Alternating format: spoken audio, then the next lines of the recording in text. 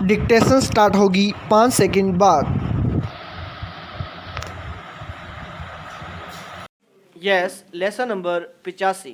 सभापति महोदय, जो रिपोर्ट मद्य निषेध के संबंध में हाउस के सामने पेश हुई है, मैं उसके संबंध में अपने विचार रखने जा रहा हूँ। इस रिपोर्ट के 2 भाग हैं। इन दोनों भागों में बहुत सी बातों का जिक्र किया गया है। बहुत सारी विवेचना इस रिपोर्ट के अंदर है। मैं इसके विस्तार में जाना नहीं चाहता हूँ, लेकिन कुछ ठोस और ख़ास बातें आपके सामने रखना चाहता हूँ। पहली बात तो यह है कि क्या नशाबंदी हमारे लिए आवश्यक है? क्या यह ज़रूरी है कि हम मद्यपान न करें?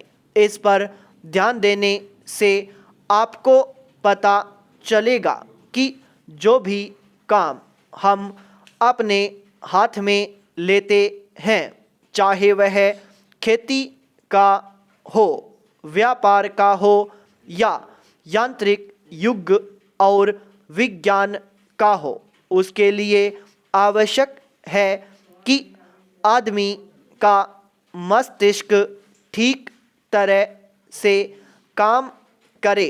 अगर मस्तिष्क का संतुलन बिगड़ जाता है तो वह उसको ठीक तरह से कर नहीं सकता, और यह शराब एक ऐसी चीज़ है जो कि व्यक्ति के मस्तिष्क का संतुलन खो देती है।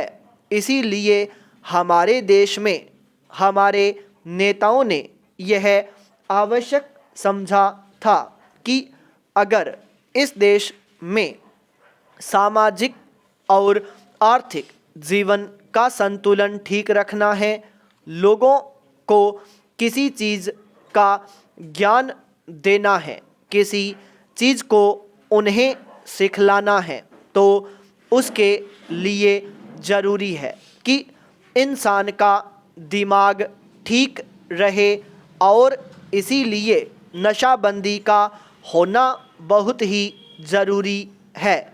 इस बात का प्रचार आज़ादी के पहले और बाद में भी किया गया। यदि हम धार्मिक ग्रंथों को देखें, हिंदू धर्म के वेद तथा शास्त्रों को देखें, क्रिश्चियंस की बाइबिल को देखें या मुसलमानों की पवित्र कुरान को देखें, तो किसी ग्रंथ में भी इस प्रकार की विचारधारा नहीं है कि आदमी शराब पिए। हर स्थान पर इसका खंडन किया गया है। सभी महापुरुषों ने, चाहे वे लोकमान्य तिलक हों या महात्मा गांधी जी हों, जो कि इस देश के सामाजिक और राष्ट्रीय जीवन के लिए अग्रसर थे, उन्होंने भी इस बात का खंडन किया है और कहा है कि नशा इंसान के लिए कोई अच्छी चीज़ नहीं है और इसलिए उसका उपयोग नहीं करना चाहिए।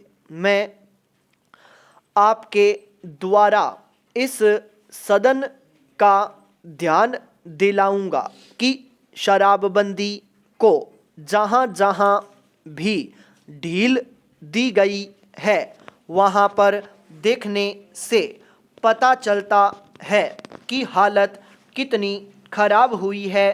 पाई पैरा चेंज, लेसन नंबर 86।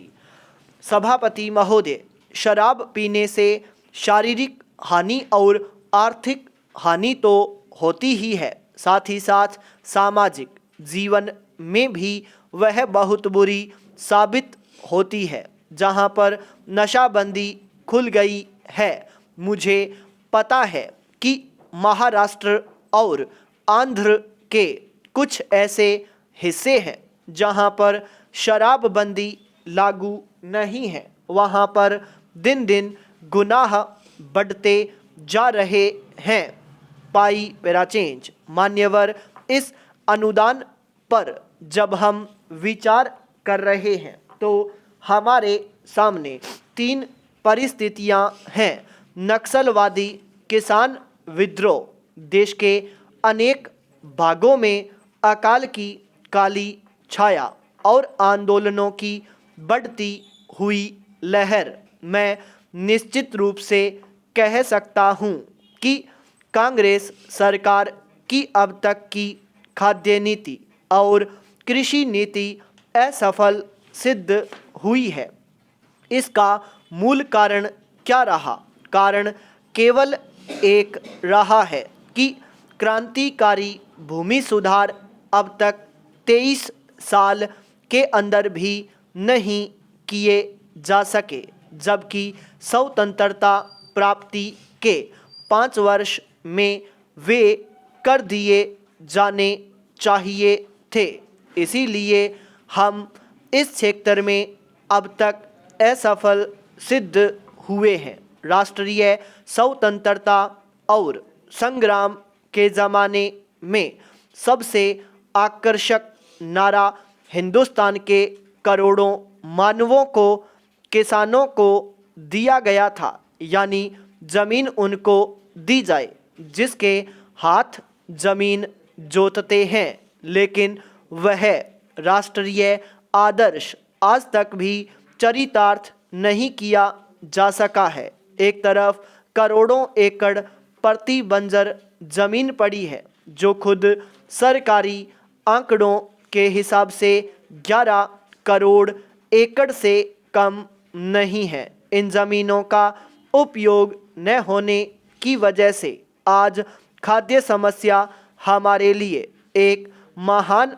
विभीषिका का पर्सन बन गई है। आज स्थिति यह है कि करोड़ों खेत मजदूर, भूमिहीन आदिवासी, हरिजन एक तरफ खड़े हुए हैं और दूसरी तरफ करोड़ों एकड़ प्रति बंजर जमीन अनेक रूप में पड़ी हुई है, लेकिन उनका संगम समागम नहीं होने दिया जा रहा है।